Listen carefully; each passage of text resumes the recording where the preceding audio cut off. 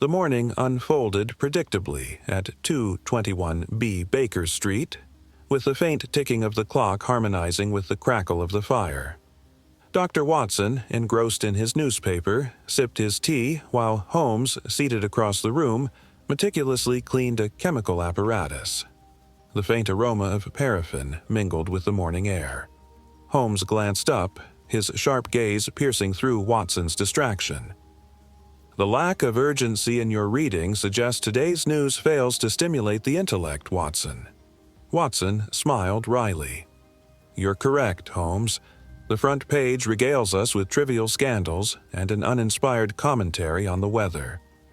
Their exchange was interrupted by the firm knock of Mrs. Hudson, who entered with a cream-colored envelope on a silver tray. "For you, Mr. Holmes," she announced, her tone tinged with curiosity. Holmes accepted the letter, his eyes narrowing as he inspected it. "Unusual," he murmured, holding the envelope against the light. "The handwriting is precise, though hurried. And this," he tapped a faint smudge of ink, "suggests it was sealed in haste." Breaking the seal, he unfolded the parchment and scanned its contents. A shadow of interest flickered across his features. "Watson, listen to this. My work has brought peril to my door.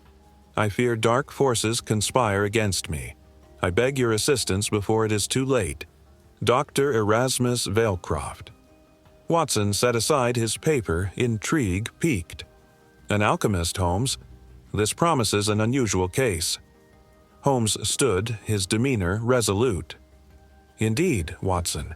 Fetch your coat. We mustn't delay." Holmes unfolded the parchment with the precision of a surgeon, his eyes scanning the lines with a growing intensity. His sharp features tensed, betraying the gravity of its contents. Watson, seated nearby, waited in palpable anticipation. "This is no ordinary plea, Watson," Holmes remarked, his voice tinged with intrigue. "Listen closely. Mr. Sherlock Holmes, I address you with utmost urgency. My work has uncovered a phenomenon that defies explanation, a transmutation of nature itself. But with this discovery, my peace has been shattered. Unseen forces plague my every step, and I fear for my life. I beg you, come to my laboratory in Whitechapel. Time is against us. Yours in desperation, Doctor, Erasmus Vailcroft." Watson leaned forward, his brow furrowed. "Unseen forces?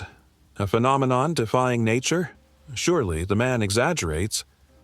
Holmes shook his head, his gaze fixed on the letter. "Observe, Watson. The handwriting is steady, yet the ink trails off in certain lines, indicating haste or nervousness. This is a man of reason, not prone to hysteria, yet something has unmoored him." He turned the envelope in his hands. The seal bears an alchemical symbol, a sign of transmutation. Curious. This Vailcroft, if genuine, may have stumbled upon something significant. "Whitechapel, you say?" Watson asked, unease creeping into his tone. "That's hardly a safe quarter." Holmes's lips curved into a faint smile. "All the more reason to act swiftly, my friend. Fetch your revolver. We may find more than answers waiting for us." Holmes turned the letter over, scrutinizing every inch with an intensity that froze Watson in place.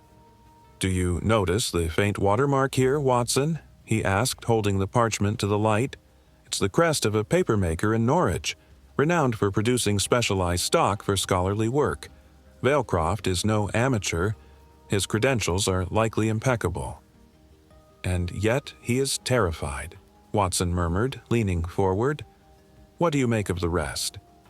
Holmes's eyes darted across the page. "Look at this phrasing. Forces plague my every step. Vailcroft does not speak of mere theft or rivalry. His words suggest relentless pursuit. This is no simple crime, Watson, but one tied to a greater ambition." He gestured to the envelope. "The smudge on the seal, it's not mere ink but a residue of mercuric nitrate, often used in alchemical preparations. Vailcroft handled this shortly before sealing the letter, implying he worked under duress." Watson's brow furrowed. "Do you believe his claims of discovery?" Holmes's lips curled into a faint smile. It matters not whether his alchemy has achieved miracles. What concerns me is the belief it has, and those willing to kill for it. He set the letter down with finality. This is no idle fear, Watson. Valcroft is ensnared in a web of peril far greater than even he realizes. We must act quickly, or his discovery, real or imagined, may become the harbinger of something catastrophic. The hansom cab jolted as it turned onto the uneven streets of Whitechapel. The air was heavy with the mingled scents of coal smoke and the damp chill of an overcast afternoon. Watson shifted uneasily in his seat, glancing at Holmes, who sat opposite him, his sharp features illuminated by the dim light creeping through the cab's small window. "Holmes," Watson began, his voice low, "I cannot help but feel a sense of foreboding about this endeavor. Whitechapel is no stranger to danger." "Indeed, Watson," Holmes replied, his tone as calm as ever. "Yet it is in the most perilous places that truth often hides. Valcroft's plea, coupled with the evidence in his letter, suggests urgency. Delay may tip the scales irreparably." Watson studied his companion. Holmes was deep in thought, his gaze fixed on the passing buildings. "You seem certain of foul play," Watson ventured.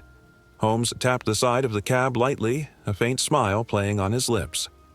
"Certainty is premature, my dear Watson. However, Valcroft's desperation and the peculiarities surrounding his work warrant caution. I suspect we are about to tread the precipice of a grand mystery." As the cab slowed to a halt, Holmes leaned forward, his gaze sharp. "Brace yourself, Watson. The streets of Whitechapel are rarely forgiving, and our work is only beginning." With those words, the two stepped out into the gloom, the weight of Valcroft's perilous predicament propelling them forward. As we descended into the heart of Whitechapel, the air grew denser, heavy with the mingling odors of smoke, damp stone, and humanity crammed too tightly together. The cobbled streets glistened with a faint sheen from the earlier rain, and the flickering gas lamps offered little reassurance against the deep shadows pooling in the narrow alleys. The raucous cries of street vendors competed with the distant clang of iron and the occasional peal of laughter from unseen corners. Yet beneath this clamor was an undercurrent of unease, a tension that prickled the skin and quickened the pulse. I could not shake the sense that unseen eyes followed our progress, their intent unreadable but unwelcoming. "Holmes," I murmured, drawing closer to him as we passed a group of men huddled near a doorway, their muttered conversation ceasing as we approached. "This place feels more foreboding than usual." "Whitechapel's darkness is not merely physical, Watson," Holmes replied, his voice low but steady. "It is a mire of desperation and secrecy. Yet it is within such darkness that truth often hides." Ahead, the towering silhouette of Valcroft's laboratory loomed against the dim sky. The building itself seemed to exude a sense of isolation, its windows dark save for a faint, flickering glow on the upper floor. "Be on your guard," Holmes said as we neared the iron gate. "I suspect our visit to Dr. Valcroft will not be without its share of intrigue or danger." The dim glow of a single gas lamp illuminated the narrow corridor leading to Dr. Valcroft's laboratory. The faint hum of machinery seeped through the heavy oak door, accompanied by the acrid scent of chemicals that hung thick in the air. Holmes knocked sharply, his knuckles echoing against the hollow wood.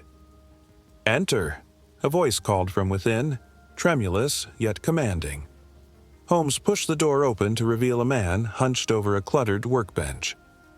Dr. Erasmus Valcroft was an unassuming figure, his wiry frame draped in a threadbare coat, his hands trembling slightly as they adjusted a series of intricate glass instruments. He turned toward us, his eyes flickering with equal parts relief and apprehension. "Mr. Holmes," Valcroft began, his voice taut with urgency, "and Dr. Watson, I presume. I am grateful for your prompt arrival." Holmes stepped forward, his gaze sweeping the room. Your letter conveyed a matter of some urgency, Doctor. Valecroft, I trust it was not exaggerated? Valecroft shook his head. I wish it were, sir. My work, the transmutation of metals, has drawn unwanted attention. My assistant, Elias Gray, vanished 2 nights ago. I fear he has met with foul play. Watson's brows knitted. Do you suspect someone seeks to steal your research? Valecroft hesitated before nodding. Yes. There are those who would misuse what I have discovered. Holmes's eyes narrowed, his expression inscrutable. Then, Doctor, we must act swiftly. Tell me everything. Dr. Valecroft moved to the center of the room, gesturing to a contraption on the workbench. The device was a bewildering array of tubes, coils, and vials, faintly humming with energy. His voice trembled as he spoke, each word laden with the weight of his revelations. My work, he began, has achieved what was once thought impossible, the transmutation of base metals into gold, but the implications of this discovery. He trailed off, his hands gripping the edge of the bench. I believed it to be a triumph for science, but I now see it as a curse. Holmes stepped forward, his keen eyes never leaving Valecroft. You fear it has attracted attention? Valecroft nodded grimly. 2 nights ago, my assistant, Elias Gray, disappeared without a trace. He was privy to every detail of my research. If he has fallen into the wrong hands... His voice cracked, the thought too dreadful to complete. And you suspect theft? Holmes inquired, his tone calm but piercing. More than theft, Valecroft replied, his eyes darting nervously to the shadows of the room. I have heard whispers, seen figures lurking outside my laboratory. They are watching, waiting. This is no simple burglary. It is a conspiracy to harness my work for darker purposes. Watson, observing Valecroft's distress, stepped closer. Surely we can secure your findings, Doctor? Valecroft shook his head. The knowledge is already out. If my machine falls into their hands, I dread what they might unleash.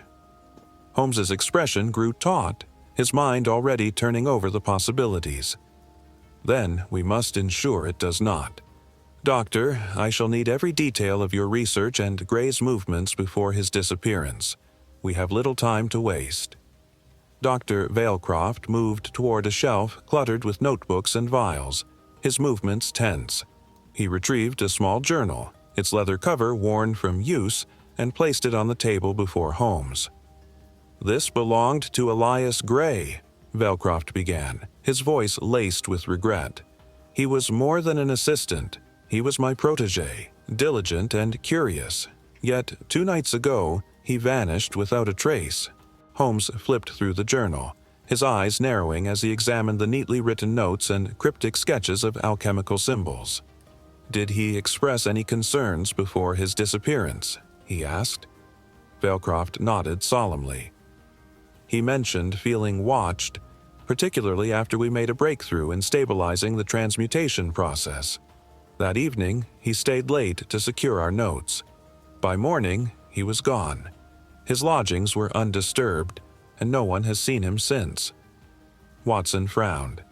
And you believe he was taken? Valecroft hesitated. Yes. There were signs, faint scuff marks near the laboratory's rear door, as if he struggled.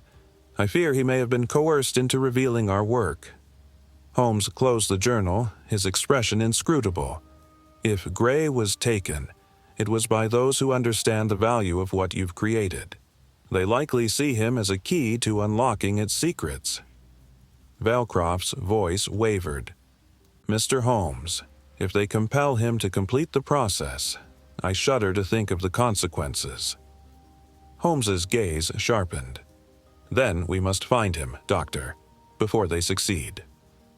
Holmes was mid-sentence when a sharp hiss cut through the air, followed by a sudden, deafening explosion.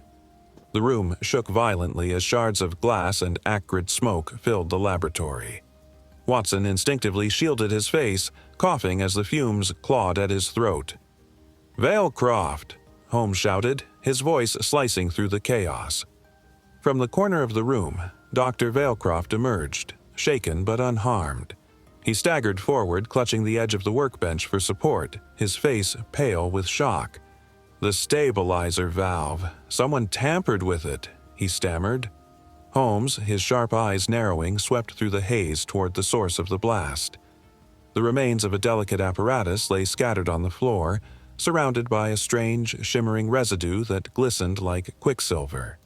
He knelt, his fingers carefully scraping up a sample with a broken shard of glass.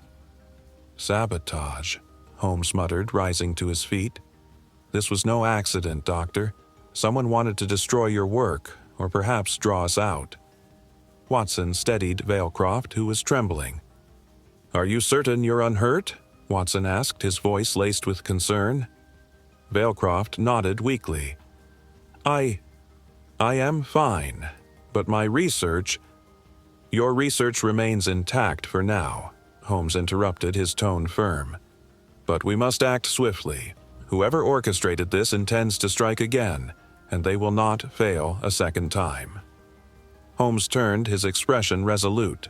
"Doctor, prepare your notes. The hunt begins." The laboratory lay in disarray, its once meticulous order shattered by the blast. Holmes moved through the debris with the precision of a predator stalking its prey, his eyes darting across the scene. The faint, acrid scent of burned chemicals lingered, mingling with the metallic tang of the air. Near the remains of the destroyed apparatus, Holmes crouched, his fingers brushing the edge of a scorched table. His movements froze as his gaze settled on a faint smear of silvery substance glistening under the flickering gaslight. "Interesting," he murmured, producing a glass slide from his coat pocket and carefully collecting a sample. Watson, standing nearby, observed the grim expression on Holmes's face. "What have you found?" Holmes straightened, holding the slide up to the light. "This residue, Watson. It is neither mercury nor any ordinary compound I recognize. Its properties suggest an alchemical origin, likely tied to Valecroft's experiments." Dr. Valecroft approached cautiously, his voice trembling. "That substance is an unstable byproduct of my work. Its presence here suggests sabotage." "Indeed," Holmes replied, his tone sharpening.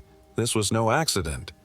The placement of the device and the timing of the blast suggest precise knowledge of your process. Someone wants to destroy your research or force your hand." Watson frowned. "Could this lead us to Elias Gray's fate?" Holmes's gaze turned distant, his mind racing. "Perhaps. But first, we must identify the saboteur. This residue is the thread we shall pull to unravel their design." The streets where Elias Gray was last seen were narrow and shadowed, lined with rows of crumbling tenements. Holmes moved with measured purpose, his keen gaze absorbing every detail. Watson followed close behind, his medical bag tucked beneath his arm, casting wary glances at the sullen faces peering from windows above. Holmes paused at a corner, crouching to inspect faint scuff marks in the dirt. "Observe, Watson," he said, gesturing to the uneven ground. "A struggle occurred here. The prints suggest Gray was dragged, his resistance marked by these deep grooves." Watson frowned, scanning the desolate surroundings. "And yet, no one saw fit to intervene?" "Fear is a powerful silencer," Holmes murmured. Rising, he approached a haggard old man seated on a stoop, his pipe emitting a thin wisp of smoke. "Good sir, I seek information about Elias Gray. He was last seen on this street 2 nights ago." The man's eyes darted nervously. "I saw him," he admitted after a pause. "He was arguing with another man. Tall, cloaked, didn't catch his face. They went that way." He gestured toward a narrow alley. Holmes's eyes gleamed as he slipped the man a coin. "Thank you. Your memory serves us well." As they turned to follow the lead, Watson spoke quietly. "An unknown man and a struggle. What do you make of it?" Holmes's voice carried a note of certainty. "This confrontation was no accident. Elias Gray's disappearance is the fulcrum of this case, and we are now closing in on its pivot." Holmes and Watson stood in the dimly lit hallway of Elias Gray's boarding house. The air was stale, heavy with the smell of damp wood and lingering tobacco. Holmes knocked sharply on the door of the first room. It creaked open, revealing a middle-aged woman in a threadbare shawl, her face lined with suspicion. "Good day," Holmes began smoothly, tipping his hat. "We are inquiring about your neighbor, Mr. Elias Gray. Have you noticed anything unusual in recent days?" The woman's lips pressed together tightly before she spoke. "Unusual? Everything about this place is unusual. But yes, I did hear raised voices the other night just before he vanished. He was arguing with someone, a man I didn't recognize. Sounded heated." Holmes leaned forward. "Did you see this man?" She shook her head. "Only his back as he left. He was tall, wearing a dark coat and a hat pulled low. Moved quickly, like he didn't want to be seen." Holmes nodded curtly. "Thank you, you've been most helpful."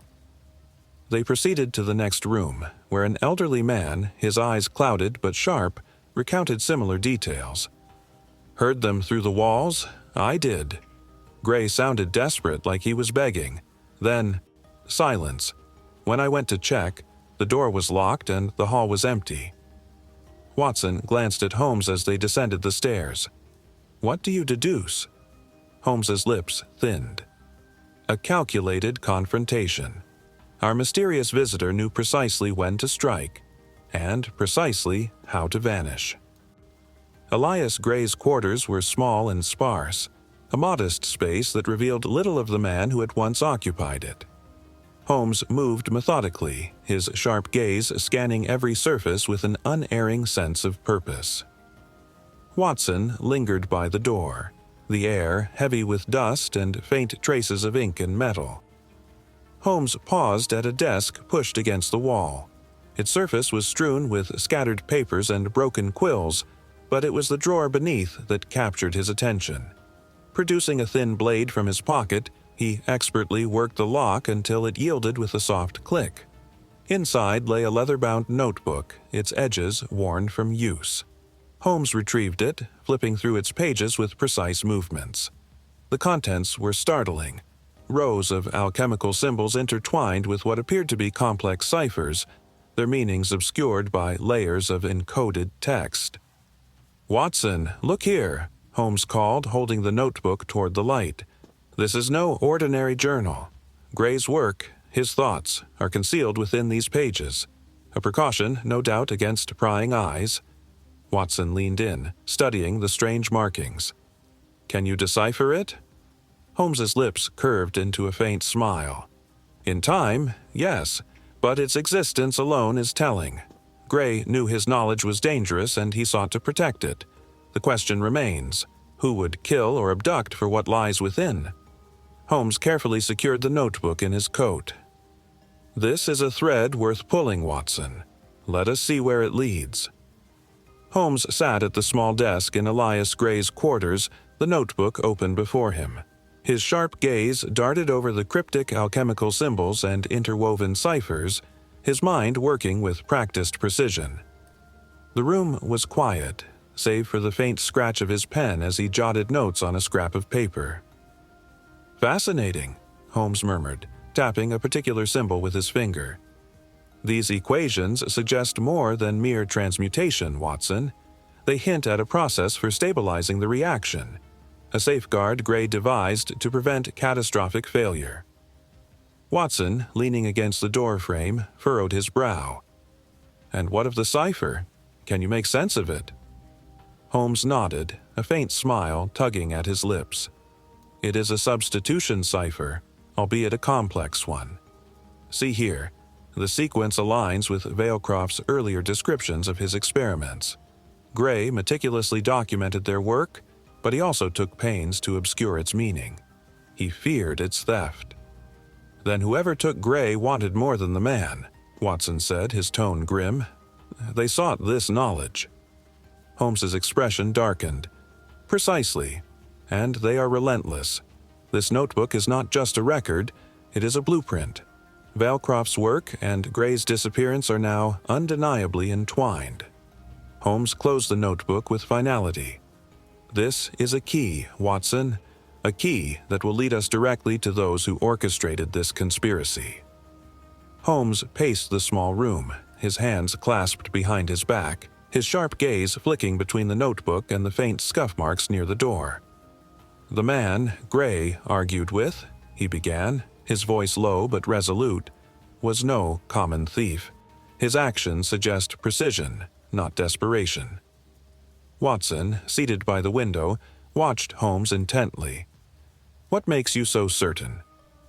Holmes gestured to the marks. "Observe the depth and spacing of these scuffs. They indicate a man of height and strength, yet his movements were calculated, not erratic. Gray did not flee. He was coerced." Pausing, Holmes tapped the notebook resting on the table. "This cipher is the motive, Watson. Whoever took Gray knew precisely what they sought. Knowledge hidden within these pages. Such intent speaks of an organized mind, perhaps even a group." Watson frowned. "Then Gray was targeted. But why?" Holmes's lips tightened. Gray was a key to Valecroft's work, a work that promises power beyond comprehension. The man who confronted him is likely tied to those shadowy forces Valecroft fears. A singular agent, perhaps, acting on behalf of something greater. Holmes stopped, his gaze sharp. "We are dealing with a conspiracy, Watson, and this shadowy figure is its thread. If we pull it carefully, the entire tapestry may unravel." Watson nodded, the weight of Holmes's deductions settling over him. "Then we must find this man before it's too late." Holmes's voice was steely. "And we shall. His trail begins here." The streets of Whitechapel loomed before us, a labyrinth of narrow alleys and flickering gas lamps that cast shadows more menacing than the darkness itself.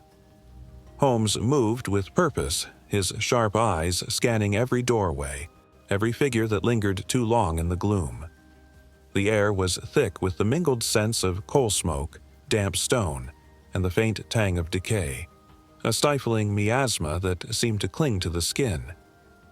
"Watson," Holmes said quietly, his voice cutting through the ambient murmur of distant voices and clinking bottles, "observe the rhythm of this place.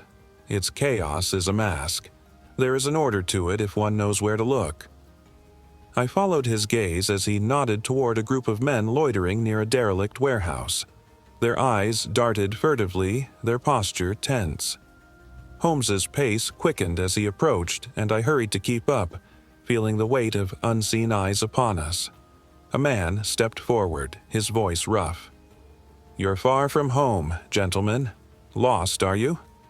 Holmes smiled faintly, his tone disarming. "Not lost, my good man, seeking information. Tell me, have you seen a tall figure, cloaked, passing through here in recent nights?" The man hesitated, his gaze flickering to his companions before replying.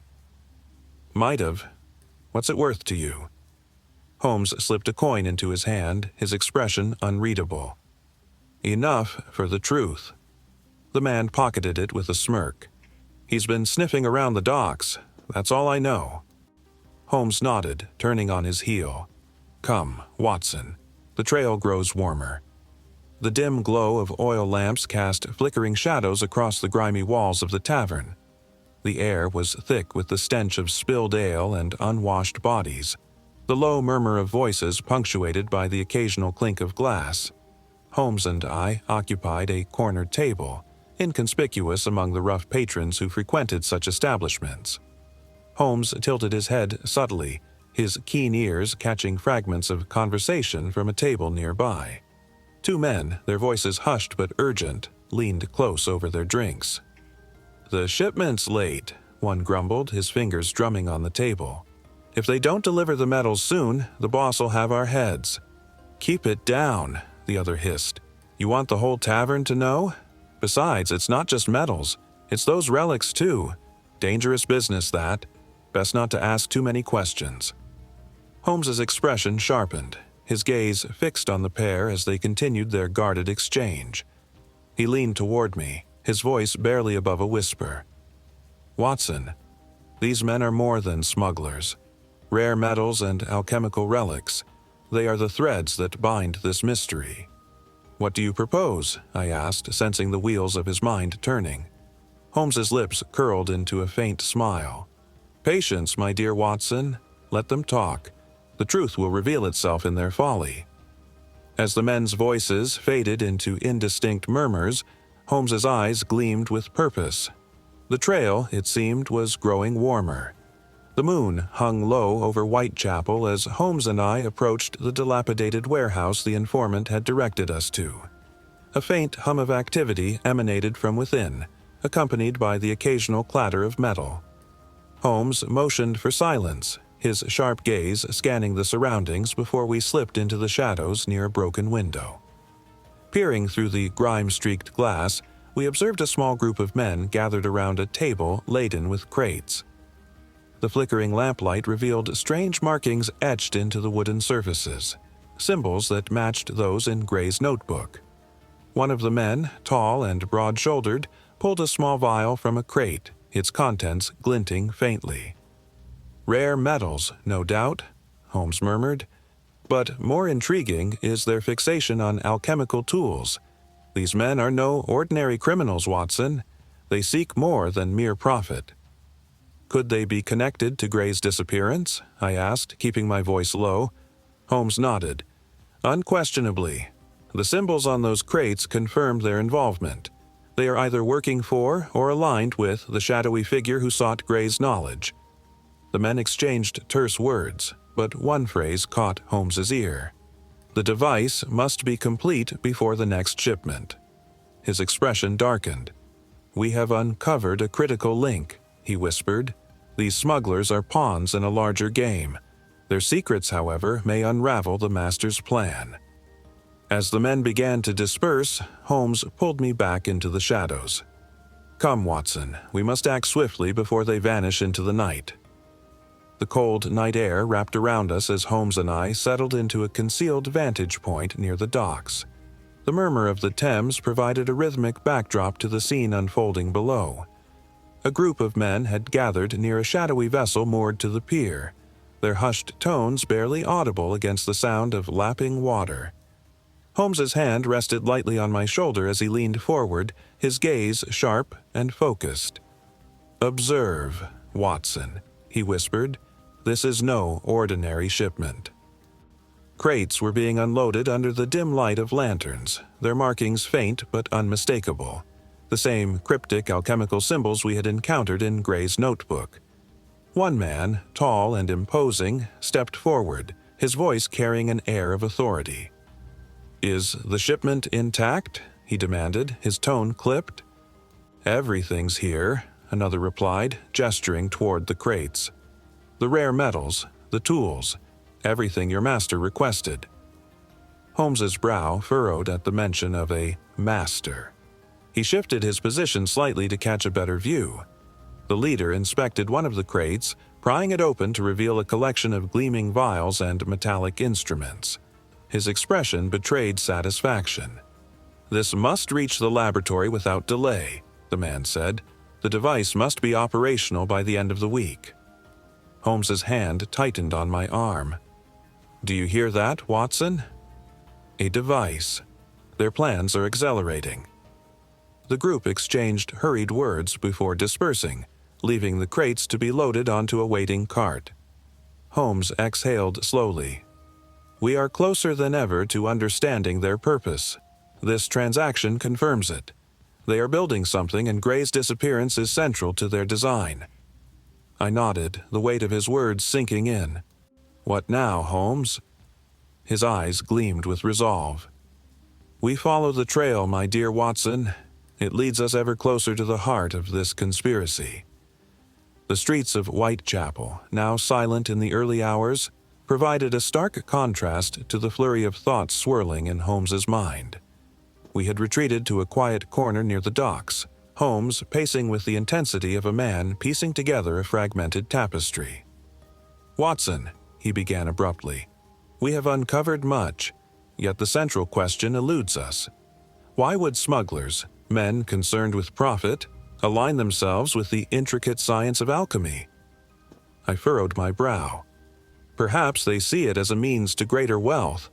Alchemy, transmutation, it promises untold riches. Holmes stopped, his gaze piercing.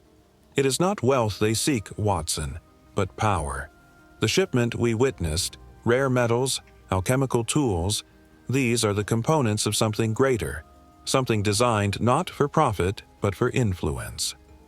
He gestured toward the docks, his voice laden with conviction. Vailcroft's work was not merely theoretical, it was practical, and its application frightens me.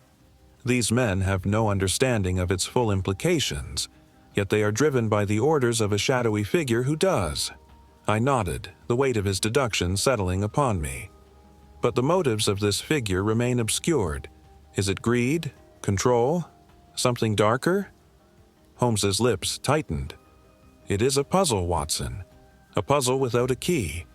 Yet every piece we uncover edges us closer to the truth. He straightened, his resolve unshaken. We must continue. The answer lies ahead, hidden among shadows. But it will reveal itself if we persist.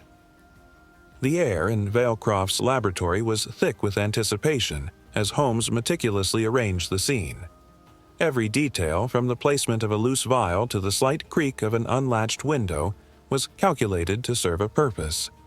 He moved with quiet precision, his sharp eyes scanning the room for any overlooked opportunity to ensnare their prey. "Watson," he said, his voice low but steady, "our visitor is no ordinary thief. They are methodical and cautious, but tonight we shall test the limits of their expertise." I nodded, my own nerves taut as I watched him work. "You're certain they'll return?" Holmes glanced at me, a faint smirk tugging at the corners of his lips. "Greed and desperation are reliable motivators, my dear Watson. Whoever seeks Vailcroft's secrets will not be deterred by a single setback." He motioned toward a dimly lit corner of the lab, where a stack of papers rested atop an open ledger. "I have left what they desire in plain view, an irresistible bait. And here," he tapped a small contraption hidden beneath a workbench, "a mechanism to alert us the moment they breach the room."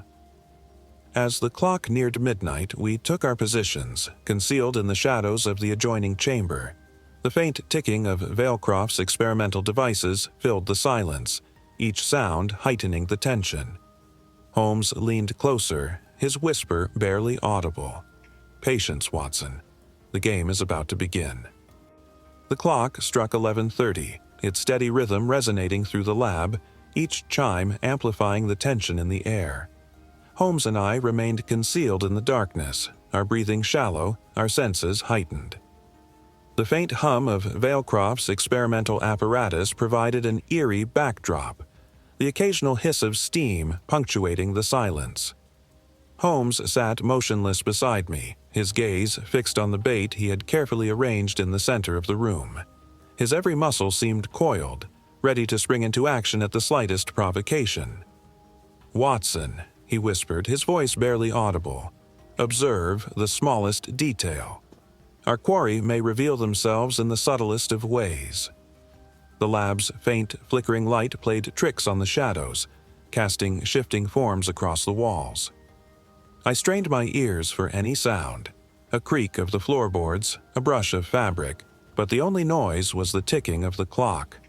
My nerves frayed as the minutes stretched on, the anticipation building to an almost unbearable crescendo. Then a faint rustle reached us, followed by the groan of the laboratory door easing open. Holmes's hand tightened on my arm, his grip firm yet silent. A figure slipped into the room, shrouded in black, their movements deliberate and precise. They paused, scanning the lab before approaching the bait. Holmes tensed, his eyes narrowing as he studied the intruder's every move. "Patience," he murmured, his tone calm but laced with resolve. "The moment is not yet ripe." The intruder reached for the ledger, their gloved hand brushing against its edge. My heart pounded as Holmes prepared to spring, the trap he had so carefully laid now ready to snap shut. The figure moved with practiced caution, their gloved hands gliding over Velcroft's scattered papers and instruments. Holmes remained perfectly still, his sharp eyes following each precise movement. The trap had been sprung, but Holmes, ever the strategist, waited for the opportune moment to strike. The silence shattered as the intruder's foot nudged a concealed wire beneath the workbench. A small bell chimed softly, and in an instant, Holmes leapt from the shadows with startling precision. "Stop where you are," he commanded, his voice as sharp as the edge of a blade. The intruder froze for a moment before lunging toward the door. I hurried to assist, but the figure was swifter than I anticipated, knocking over a beaker-filled stand in their escape. Glass shattered on the floor, and the acrid scent of chemicals filled the air, adding to the chaos. Holmes darted forward, his hand grasping at the intruder's cloak only for the fabric to tear free in his grip. I pursued them through the narrow corridor outside the lab, but their steps were fleet, and the labyrinthine hallways offered too many opportunities for them to evade us. By the time I emerged into the moonlit alley beyond, they had vanished into the night. Returning to the lab, breathless and disheartened, I found Holmes examining a small object in his hand. "They may have fled," he said, "but they left us a clue." He held up a medallion etched with a cryptic design, its surface gleaming in the dim light. "This," he murmured, "is the key to their identity." Holmes crouched over the fallen debris, his deft fingers brushing aside shards of glass and fragments of papers. His movements were precise, unhurried, as though the chaos around him had already begun to coalesce into order within his mind. "Watson," he murmured, his voice edged with intrigue. "Observe this." From amidst the scattered remnants, he extracted a small medallion, its intricate design gleaming faintly in the dim light of the overturned lamp. I stepped closer, peering at the object that had captured his attention. The medallion bore symbols unlike any I had seen, arcane and enigmatic, their patterns evoking a sense of foreboding. "A curious find," I remarked. "What do you make of it?" Holmes turned the medallion over in his hands, his keen eyes tracing its every detail. "This, my dear Watson, is no mere ornament. It is a marker, an emblem belonging to an exclusive circle, a clandestine society perhaps. Note the symmetry of the symbols and the peculiar arrangement of the lettering. These are not mere decorations, they carry meaning." The weight of his deduction settled over us as I absorbed his words. "A society linked to the occult, you think?" Holmes nodded. "Precisely. This medallion may have slipped from our intruder's grasp in their haste, but it tells us more than they likely intended. We now have a direction to pursue." He stood, tucking the medallion into his pocket with a resolute expression. "Prepare yourself, Watson. It seems our path leads to the hidden corridors of London's most secretive establishments." The firelight of Baker Street flickered over the medallion as Holmes pored over an array of reference books and charts spread across the table. Watson, seated nearby, watched the detective's intense concentration, knowing better than to interrupt his thoughts. "Here it is, Watson," Holmes announced, tapping a thick volume of heraldic symbols. "This medallion belongs to a private gentleman's club, the Ebenspire. They are notorious for their clandestine pursuits in alchemy and occult lore." Watson raised an eyebrow. "Surely such organizations thrive on secrecy. How do you propose we gain entry?" Holmes's lips curved into a knowing smile. "Discretion is their currency, but symbols such as this medallion serve as a key to their doors. We shall infiltrate under the guise of potential allies, eager to indulge in their esoteric pursuits." Watson leaned forward, his curiosity piqued. "And what of Velcroft's stolen research? Do you believe it lies within their grasp?" Holmes's eyes gleamed with conviction. "The Ebenspire is no mere club for idle aristocrats. Their interests in rare metals and alchemical artifacts align too neatly with our intruder's actions. I am convinced they hold a piece of this puzzle, perhaps the largest." Rising from his chair, Holmes tucked the medallion into his coat. "Come, Watson. The night is young, and the trail grows colder with every moment wasted." With that, the duo set out into the fog-shrouded streets of London, shadows of intrigue gathering around them like a cloak. Watson adjusted his cravat nervously as Holmes scrutinized their reflections in the modest mirror of their Baker Street lodgings. Holmes's attire, an ensemble of refined yet understated academic elegance, exuded the gravitas of a man steeped in intellectual pursuits. Watson, for his part, wore a similarly tailored suit, though his unease betrayed his discomfort with the charade. "Relax, Watson," Holmes murmured, his voice tinged with amusement. "Tonight, we are not mere investigators but luminaries of scholarly renown. Your medical credentials lend credibility, and my cultivated reputation as a historian shall suffice." Watson exhaled, still skeptical. "Do you truly believe this facade will grant us entry?" Holmes arched a brow, slipping an ornate cane under his arm. "The Eben spire values intellect as much as secrecy. Wealth and a keen mind are the twin keys to their gates. With this," he tapped the medallion concealed in his pocket, "we shall unlock both." Moments later, they stepped into a waiting carriage, the rhythmic clatter of hooves accompanying their silent journey. As they neared the club's unassuming facade, Holmes leaned closer. "Remember, Watson, speak sparingly and listen keenly. The most valuable truths often lie between the lines of what is spoken." The carriage halted, and the pair disembarked, their air of quiet confidence masking the tension beneath. As the heavy doors creaked open, the dimly lit interior of the gentlemen's club awaited, shrouded in the whispers of forbidden knowledge. The air inside the gentlemen's club was thick with the scent of cigars and polished mahogany. Holmes and Watson moved with deliberate care, their keen eyes absorbing the layers of ostentatious refinement and understated secrecy that enveloped the space. Men in tailored suits exchanged cryptic smiles, their whispered conversations laced with an unmistakable air of guarded intent. Holmes leaned toward Watson as they passed a group huddled near the bar. "Notice their hands, Watson," he murmured. "Calluses on the fingers of scholars? Hardly likely. Their craft, I suspect, is not confined to parchment." Watson glanced at the men, noting the scars and the peculiar tension in their gestures. "Smugglers?" he ventured quietly. Holmes's eyes sparkled. "Perhaps, but their interest here is far from mercantile. Look there." He inclined his head slightly toward a display case adorned with relics. Among them rested an ornate crucible inscribed with alchemical symbols. This establishment cloaks itself in sophistication, but its patrons are drawn by deeper, more arcane pursuits. A waiter passed, offering glasses of amber liquid, his movements almost imperceptibly deferential toward certain guests. Holmes intercepted him with a question about the club's history, his tone casual. The man hesitated, his polite smile faltering. "Our clientele prefers their affairs to remain discreet, sir." As the waiter moved on, Holmes exchanged a meaningful glance with Watson.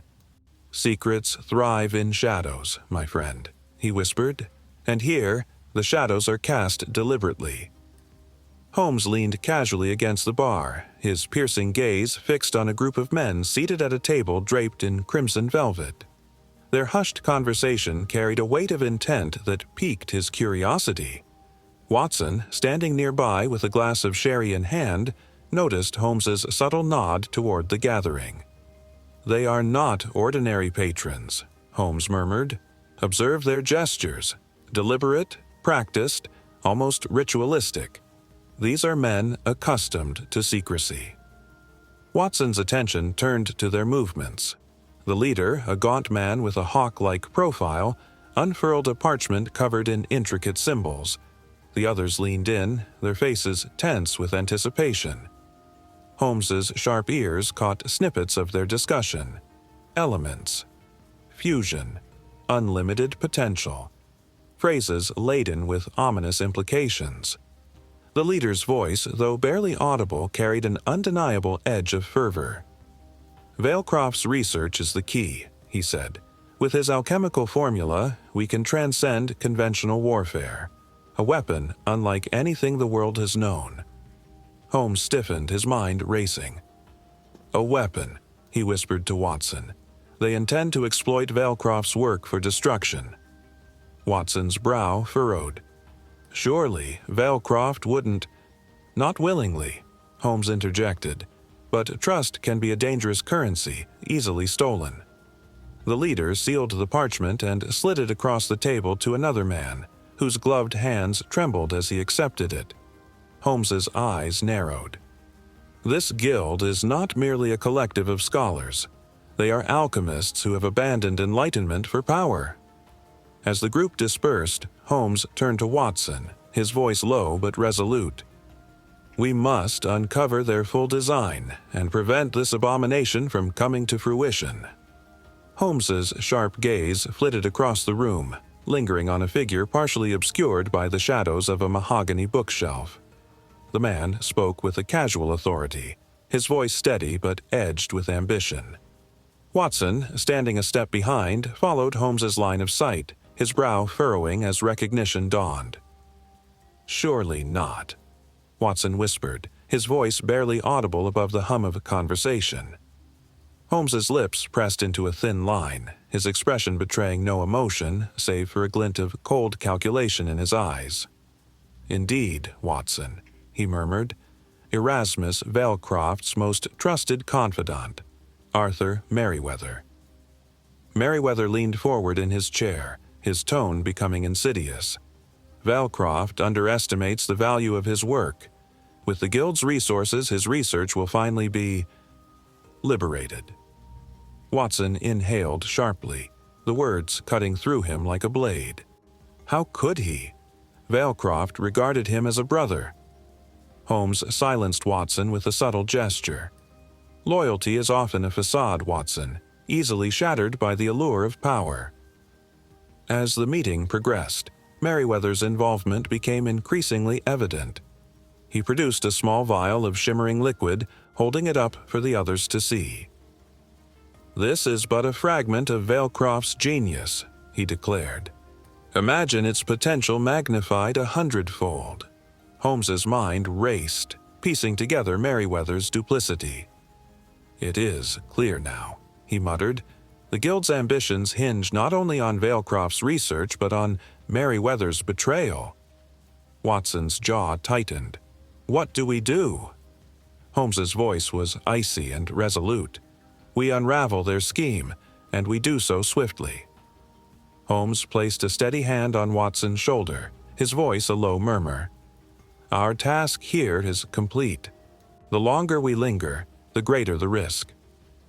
The two slipped quietly through the labyrinthine corridors of the Gentlemen's Club, the muffled hum of conversation masking their retreat. Watson kept close behind Holmes, his heart pounding with each step.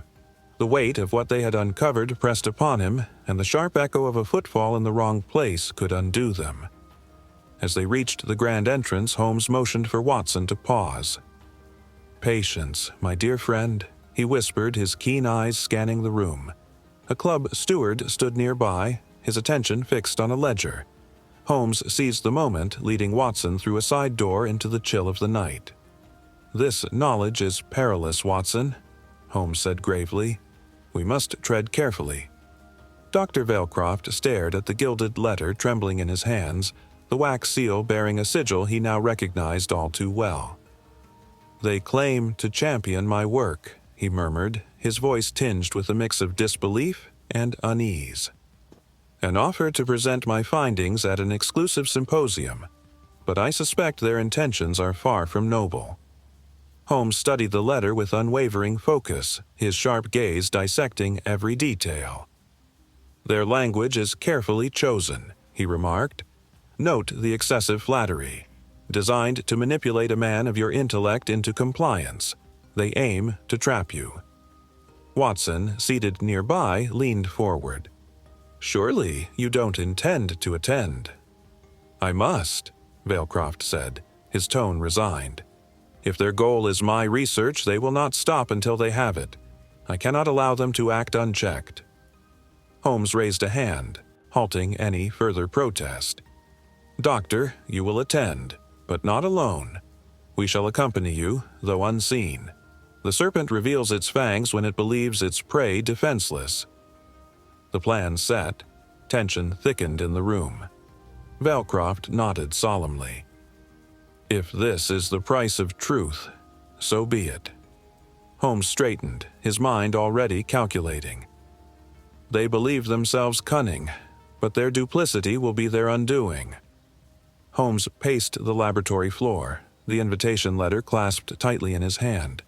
His sharp features betrayed the whirlwind of calculations taking place in his mind. "Valcroft," he began, his voice steely with certainty, "you are the fly they mean to trap in their web. This symposium is no more than a facade." Valcroft looked up from his cluttered workbench, his brow furrowed. "But why would they go to such lengths? Surely they could steal my work more easily by less conspicuous means." Holmes halted abruptly, his keen eyes locking onto Valcroft. "Because they require your presence to complete their theft. Your expertise, your unwitting demonstration, it will provide them the missing key to activate your invention. They aim not merely to take, but to weaponize." Watson interjected, his tone incredulous. "You believe they intend to coerce him into revealing the final piece of his research?" "Precisely, Watson," Holmes replied. "Observe the phrasing of this letter. An exclusive showcase among peers. They appeal to his vanity and trust, only to dismantle both." Valcroft's expression darkened, his hands trembling. "Then I must refuse them." "No," Holmes said firmly. "To refuse would tip our hand. Attend, but do so under our guidance.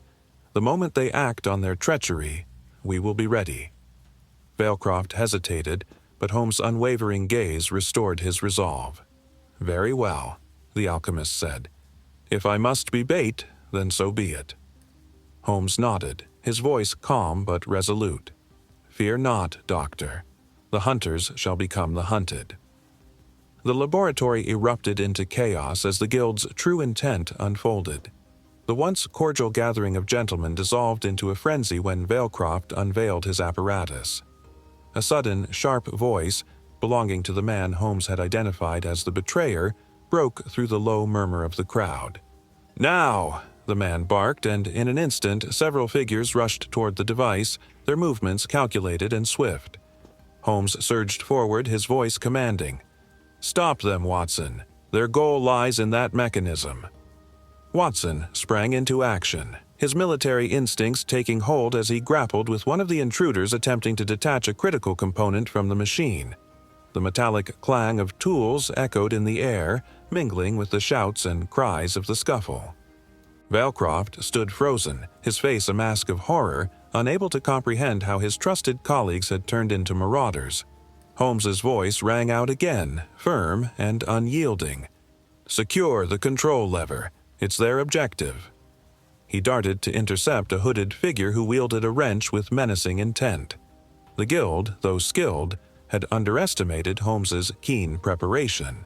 With calculated precision, he anticipated their moves, countering their every attempt to dismantle the apparatus. Yet, as Watson restrained one assailant, another slipped past, snatching a gleaming brass cylinder integral to the machine's operation. "Holmes!" Watson cried, pointing toward the fleeing figure. Holmes, ever perceptive, hesitated only briefly. "Let them run, Watson," he said, his eyes narrowing. "In their haste, they've left a trail. This is not their victory." As the intruders vanished into the night, Holmes retrieved a crumpled map from the floor, its edge torn and smeared with ink. He studied it with a cold intensity, murmuring, "This will lead us to their den of secrets." As the clamor in the laboratory reached its crescendo, Holmes's sharp voice cut through the din. "Watson, block the entrance. They must not leave with that component." Watson sprang to action, intercepting one of the fleeing guild members. His sturdy frame proved an obstacle, but the man twisted free with a desperate shove, his cloak billowing as he dashed toward the shadows of the corridor. Holmes, eyes alight with intensity, darted toward the apparatus, his mind racing to assess the damage. "They've taken the stabilizing core," Holmes muttered, his tone edged with frustration. "Without it, the machine is useless, but in their hands, it is perilous." The guild's retreat was methodical, each member disappearing through concealed exits that Holmes had noted too late. Watson, winded from the scuffle, rejoined his companion, his face flushed. "Holmes, they were too well prepared.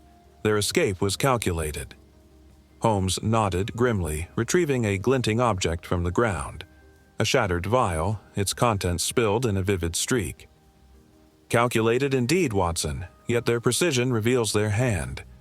This," he held up the vial, "is no accident. It's a trace of their arrogance." From the corner of the room, a faint noise drew their attention, a thud of boots against pavement. Holmes turned swiftly, but the sound faded into the oppressive quiet of the night. "They're gone," he murmured, almost to himself. Holmes's gaze fell on the map left behind, its ink smudged but legible. "And yet," he continued, his voice steeled with determination, "they've shown us the path to their undoing." Holmes unfurled the crumpled map left behind by the fleeing guild, his keen eyes scanning the markings with rapid precision. The parchment bore a network of cryptic notations and circles, each hinting at secret pathways and meeting places. At the map's edge, a prominent X was marked near the docks, labeled only as Sanctuary. "Watson," Holmes began, his voice brimming with urgency, "this map betrays their sanctuary. A safe haven, no doubt, for their illicit dealings." Watson leaned closer, his brow furrowed. "But why abandon such a crucial piece? Surely they would know its significance." "Arrogance, my dear Watson. Their haste left them careless," Holmes replied, tapping the marked location. "The docks provide isolation, yet the smudges here suggest heavy traffic, likely an underground operation." Holmes folded the map with deliberate care. "We move swiftly. Each moment wasted strengthens their position." The shadows of the lab grew longer as Holmes's deduction set their course. The journey to the docks was fraught with tension, the crisp night air carrying the scent of salt and decay. Holmes, with his usual unerring confidence, led the small contingent of officers, their boots muffled against the cobblestones. Watson kept close, his hand hovering near his revolver, ever aware of the shadowed alleys that flanked their route. "Inspector Lestrade," Holmes whispered over his shoulder, "maintain silence. The guild will not hesitate to vanish should they sense an approach."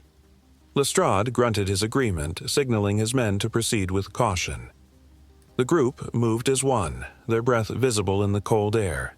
Every creak of wood or distant clang of metal heightened the tension, each sound a potential harbinger of ambush. At last, they reached the edge of the wharf, where a decrepit warehouse loomed in the moonlight.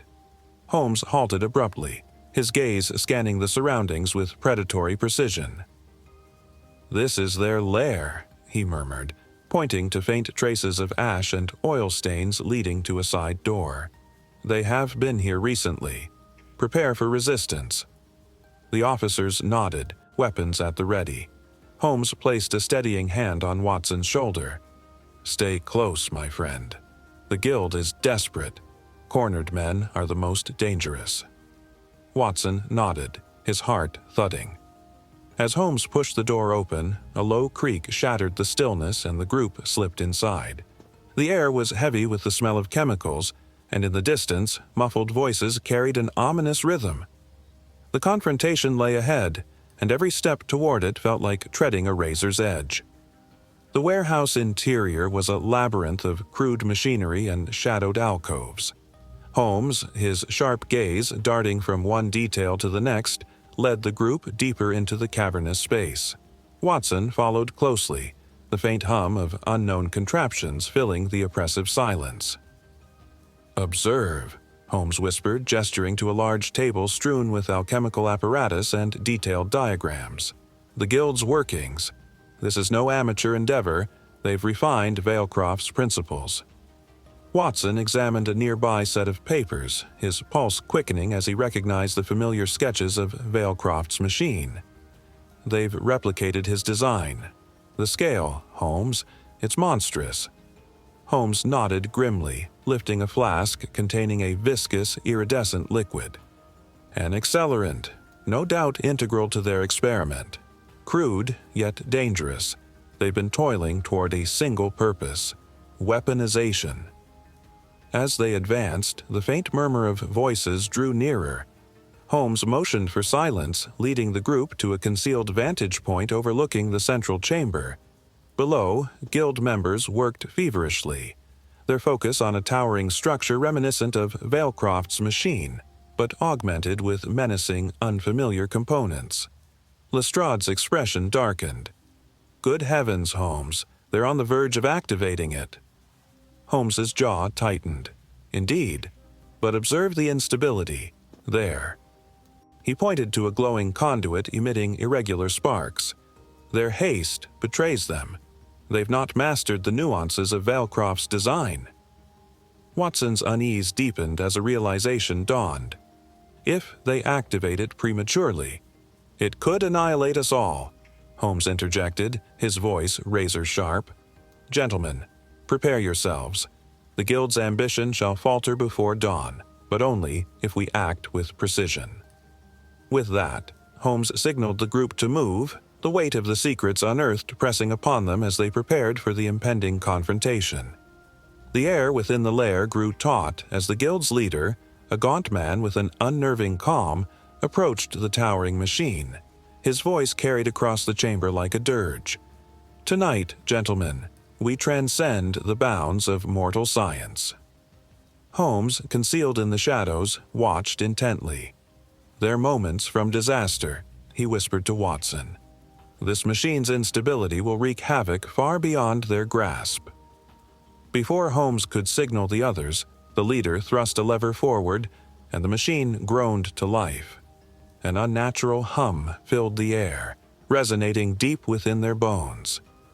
Sparks flared across the machinery, and a faint golden glow began to radiate from its core. "Now, Watson," Holmes commanded. The group sprang from their positions.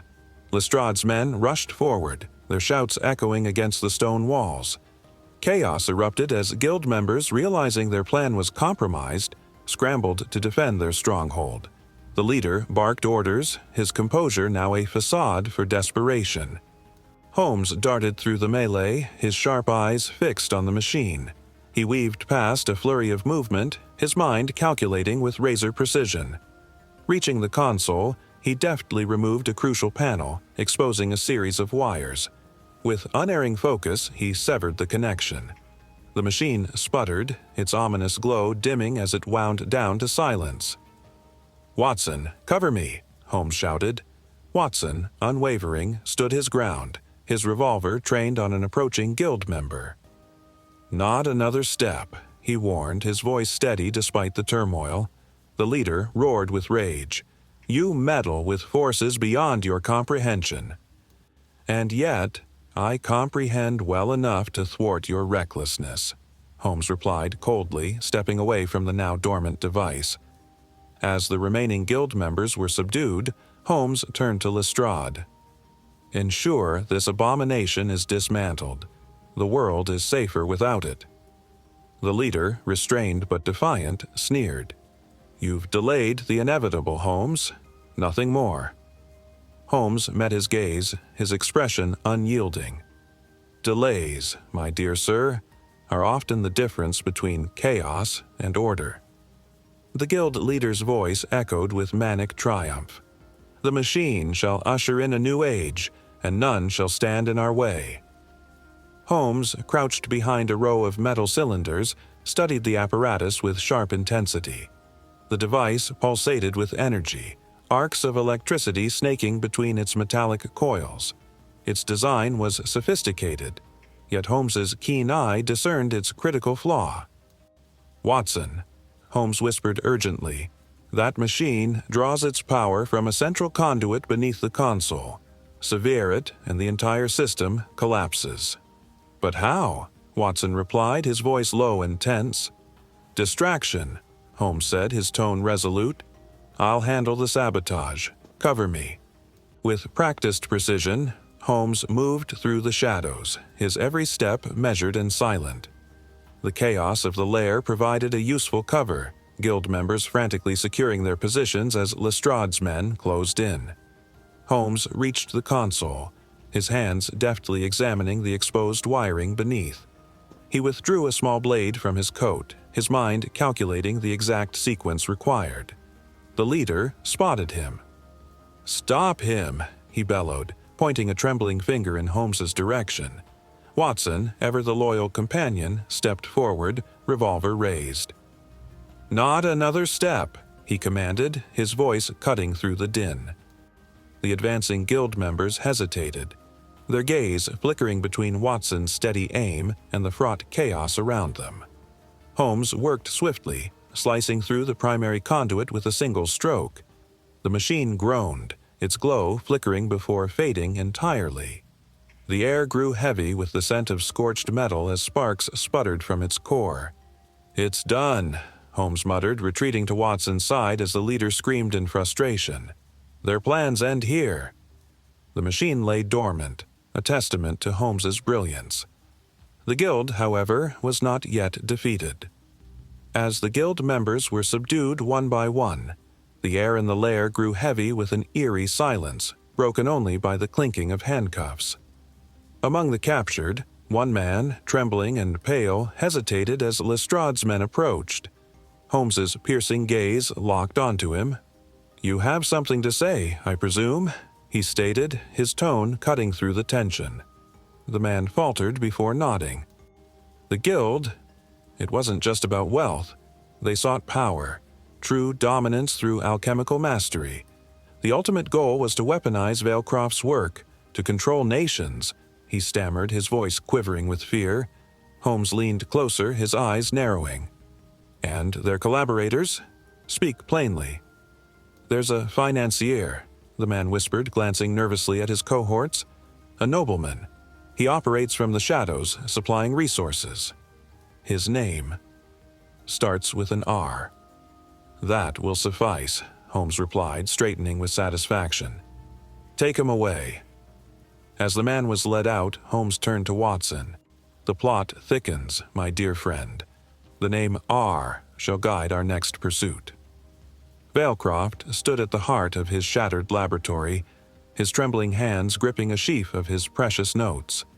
His face bore the weight of anguish as he turned to Holmes and Watson, his voice faltering. "I have made a grave mistake," he murmured. "The temptation of knowledge.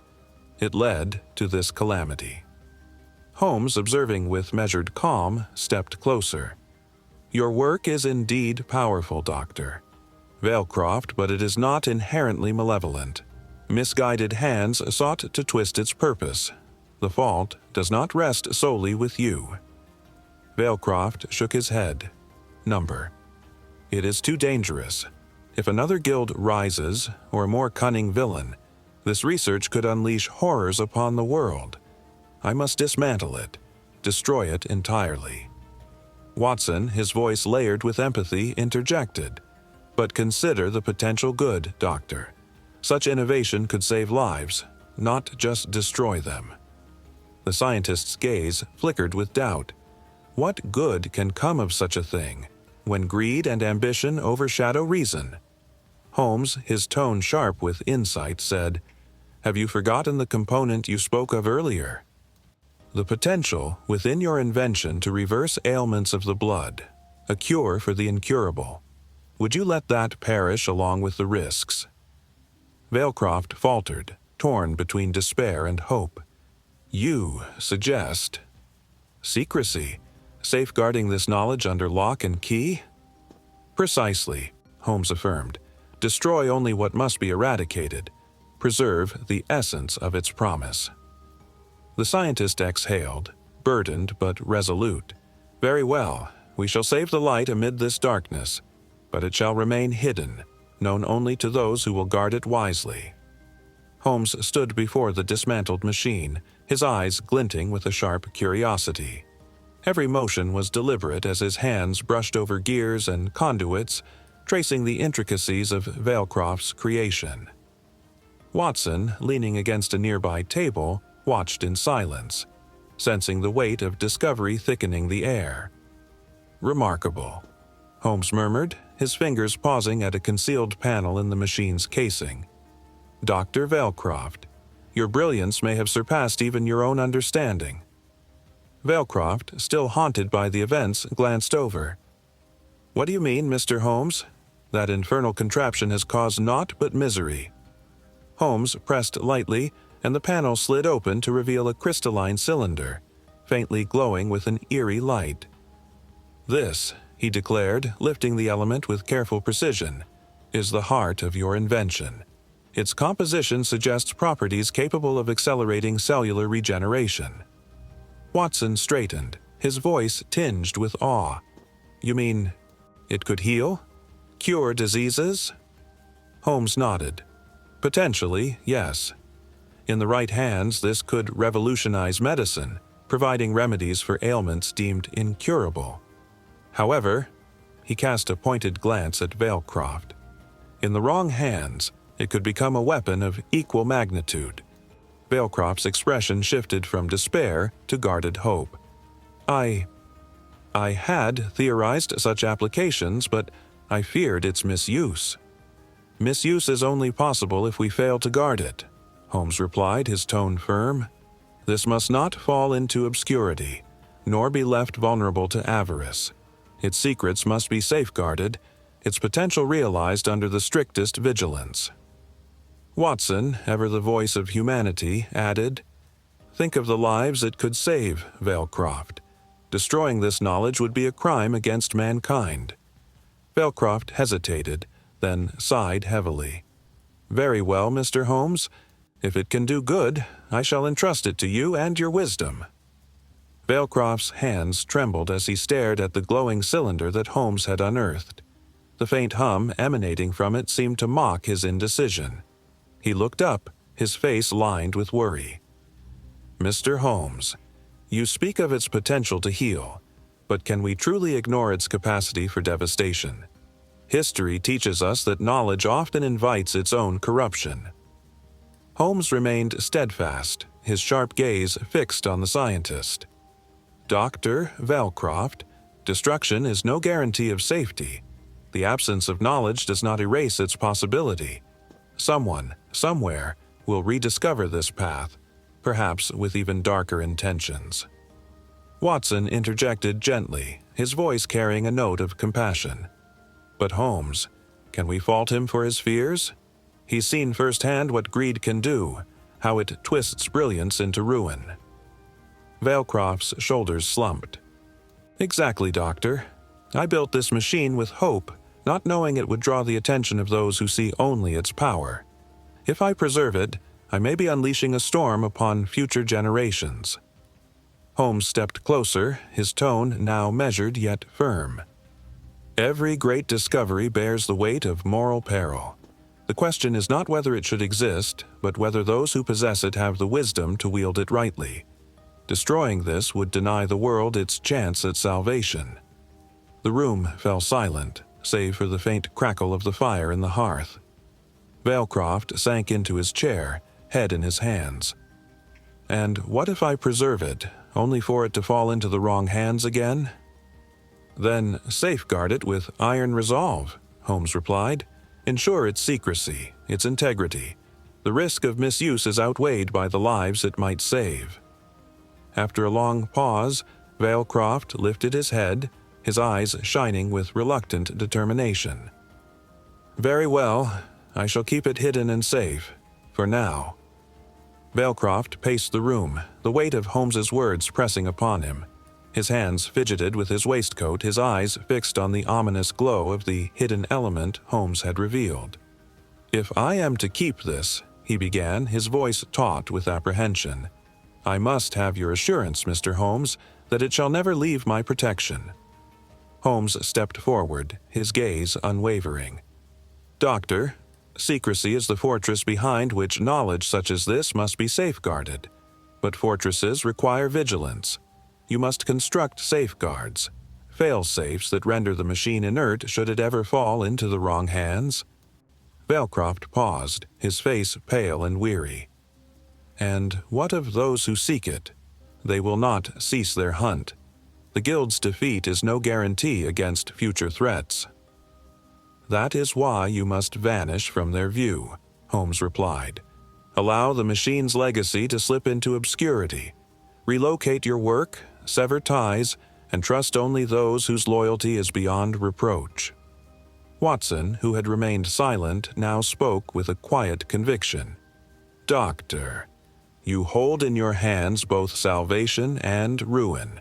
Your courage in safeguarding this discovery will decide which prevails. Vailcroft stopped pacing, his shoulders straightening as if bolstered by Watson's words. Very well, he said, his tone firm. I shall dedicate my life to ensuring this knowledge remains hidden, to protect its promise for the future. Holmes nodded, a faint flicker of approval crossing his features. Then we are agreed. Let this be a pact sealed not in signatures, but in resolve. As the morning sun cast its faint light through the dissipating fog, Holmes and Watson stood outside Vailcroft's secluded workshop.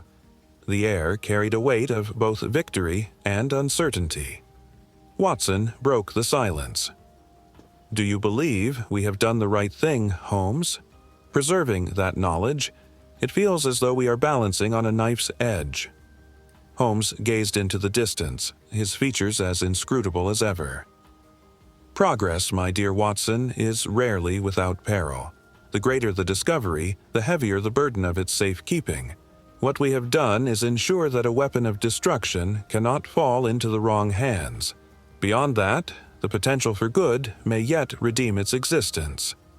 Watson nodded, though his heart was still heavy. And Vailcroft? Can we trust him to guard such a secret? Holmes turned, a faint smile brushing his lips. In men like Vailcroft, fear and hope are equally compelling masters. He will do what must be done. With a final glance at the retreating figure of Vailcroft, Watson exhaled deeply. One can only hope that the weight of knowledge does not crush him, nor those who come after. Holmes adjusted his coat and began walking. Come, Watson, there is always another mystery awaiting its resolution. Let us not tarry too long in reflection. They disappeared into the bustling streets, leaving behind the quiet workshop and the profound questions it now guarded. The cab wheels rattled against the cobblestones as Holmes and Watson arrived at the familiar doorstep of 221B Baker Street. The warmth of their quarters, with its cluttered shelves and faint scent of tobacco, greeted them like an old friend. Watson sank into his chair by the fire, exhaling the weight of the past days. Another case resolved, though not without its perils, Watson remarked, gazing at Holmes, who stood by the mantelpiece, lost in thought. Do you ever feel the burden of what we leave behind, Holmes? The unresolved questions? The moral dilemmas? Holmes lit his pipe, his sharp features illuminated by the flickering firelight. Every case leaves its imprint, Watson. But such is the nature of our work. The pursuit of truth is never a straight path. It twists, tangles, and demands sacrifices. Watson shook his head, a small smile tugging at his lips. You speak of it as though it were an art. Holmes turned to him, his expression softening. And what is art but the expression of humanity's greatest trials and triumphs? Tonight, Watson, we rest. Tomorrow, the world will present its next riddle. Watson leaned back, allowing the crackling fire to soothe his weary soul. Despite the darkness they had confronted, there was solace in the rhythm of their shared purpose. Outside, the murmur of London persisted, indifferent yet enduring, a reminder of the constancy that grounded them amidst the chaos. As the fire crackled softly in the hearth, Watson gazed across the room at Holmes, who sat in his usual chair, fingers steepled and eyes closed in thought. The evening calm was a stark contrast to the whirlwind of danger and intrigue they had just endured. Holmes, Watson began, his voice tinged with a mix of awe and fatigue. "Your mind is a marvel. The way you unraveled the Guild's schemes, discovered Valecroft's hidden intentions, and foiled their attempt to misuse his invention, it was nothing short of extraordinary." Holmes opened one eye, a faint smile playing at the corners of his mouth. "My dear Watson, your words are too kind. The case merely required observation and deduction. Nothing more." "Nothing more?" Watson exclaimed, sitting forward in his chair. "You deciphered cryptic symbols, deduced their hideout from a hastily discarded map, and, might I add, disarmed a machine capable of untold destruction, all while navigating treachery at every turn." Holmes waved a dismissive hand. "A man with a keen eye could accomplish the same." Watson chuckled. "But it is not merely the keen eye, Holmes. It is the brilliance behind it. Who else would notice the smudge of ink on Valecroft's finger or the peculiar alignment of his machine's components? And who but you could discern the Guild's true motives before even they fully realized them?" Holmes leaned back, his expression softening. "Perhaps, Watson, it is not brilliance but the companionship of a steadfast chronicler that truly sharpens my wits." Watson smiled, shaking his head. "Modesty, Holmes? From you, the world may truly be turning upside down." Holmes's laugh was low, almost imperceptible. "Let us hope it is not, Watson, for the world, flawed as it is, still needs us." Holmes sat in his chair, the flickering light of the fire casting shadows on his sharp features. A rare stillness enveloped him, broken only by the rhythmic ticking of the clock on the mantel. His voice, when it came, was subdued, reflective. "Watson," he began, "this case has underscored a truth that I have long contemplated but seldom articulated. The unbridled pursuit of knowledge when divorced from morality is perilous. Valecroft's invention, for all its potential to heal, teetered on the edge of destruction." Watson nodded, his gaze intent. Yet it was not the machine itself, but the intentions of men that made it dangerous. Holmes leaned forward, his expression grave. "Precisely. Science, in its essence, is neither virtuous nor villainous. It is a tool, a reflection of its wielder. The Guild sought to twist Valecroft's brilliance into a weapon. Their ambition, devoid of scruples, could have brought ruin to countless lives." He paused, the firelight catching the intensity in his eyes. "Consider the irony, Watson. Valecroft, a man of integrity, nearly obliterated his life's work to prevent its misuse. How many others would exhibit such restraint?" "Few, I imagine," Watson replied quietly. "Yet your intervention preserved both the knowledge and the moral balance it demanded." Holmes allowed himself a fleeting smile. "Perhaps, though such balances are fragile. Humanity's drive for progress is relentless, and with it comes the perpetual danger of overreach. Each discovery, each breakthrough, must be tempered with vigilance and humility." The room fell silent again, save for the crackling fire. After a moment, Holmes's voice softened. "This, my dear Watson, is the eternal paradox. To advance without losing ourselves, to illuminate the world without being blinded by the light." Watson regarded his friend with admiration. "You are a philosopher as well as a detective, Holmes." Holmes's chuckle was low, almost self-deprecating. "Merely an observer of human folly, Watson. A student of the ever-turning wheel of ambition and consequence." Holmes gazed thoughtfully into the fire, his fingers steepled as he spoke with measured precision. "Watson, this case presents more than a mere clash of intellects. It underscores a profound ethical dilemma, one that confronts us whenever progress is pursued without restraint." Watson, seated opposite, regarded him with a mixture of curiosity and admiration. Valecroft's invention, while a marvel, became a crucible for moral conflict. His intent was noble, yet the potential for devastation was equally clear. Holmes nodded. Indeed. Knowledge, Watson, is as powerful as it is perilous. The line between enlightenment and annihilation is alarmingly thin. Valecroft, for all his brilliance, was unprepared for the weight of his creation's consequences. "Do you believe he was right to consider destroying it?" Watson asked, leaning forward. "Or did preserving it under secrecy strike the proper balance?" Holmes's gaze turned sharp as though weighing every syllable of his response. Destruction might have been the simpler choice, but it would also have been the greatest tragedy. That machine holds the key to unimaginable benefits, provided it remains shielded from avaricious hands. Watson sighed. "It is a heavy burden to safeguard something so potent. But I suppose that is the nature of responsibility, is it not?" Holmes allowed a faint smile. "Precisely, my dear Watson. Responsibility is the fulcrum upon which progress pivots. Without it, the brightest discoveries can become the darkest catastrophes. This case, if nothing else, reminds us of the delicate stewardship required to balance ambition with prudence." Holmes leaned back in his chair, his voice a blend of reflection and resolve. "The pursuit of knowledge, Watson, is humanity's greatest strength and its greatest peril. Progress unmoored from ethics is but a path to ruin, as we saw with Valecroft's invention. Yet, when tempered with wisdom, it can illuminate the darkest corners of existence." Watson nodded, his brow furrowed in thought.